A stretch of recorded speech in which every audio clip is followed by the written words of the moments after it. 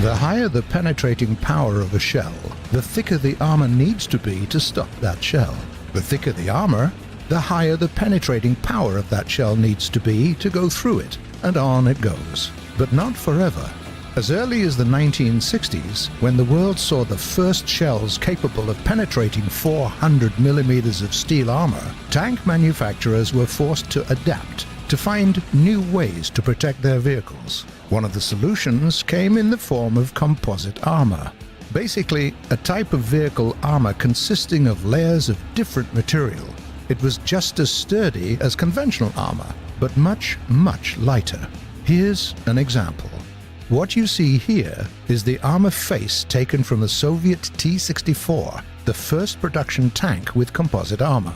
It consists of a couple of steel layers and glass-reinforced plastic sandwiched between them that helps to defeat high-explosive anti-tank rounds. Just like that.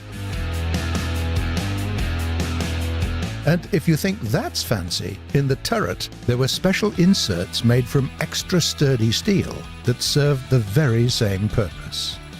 A second answer to the same problem is explosive reactive armor. This kind of armor consists of a slab or slabs of high explosive and thin metal plates. The idea is simple. When attacked by a penetrating weapon, the explosive detonates, forcibly driving the metal plates apart to damage the penetrator. As a result, the shape-charged jet is disrupted. It has to cut through more material to get to the target, and much, if not all, of its penetrating power is lost. Now it's time for the most interesting part. Let's see how all of that works in our game.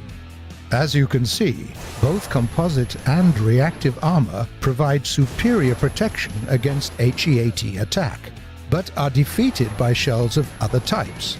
That's why it's a good idea to know how well every type of ammunition at your disposal works against different types of enemy armor, and carry a few different rounds at all times.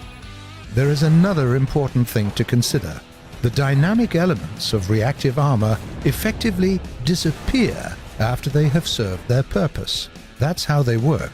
So, if an opponent manages to land another hit on the place he or she has struck before, the second shell will interact with armor in the usual fashion. You won't have that extra protection anymore.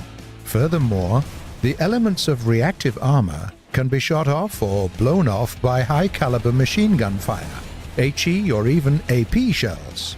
The result is the same, no extra protection in afflicted spots.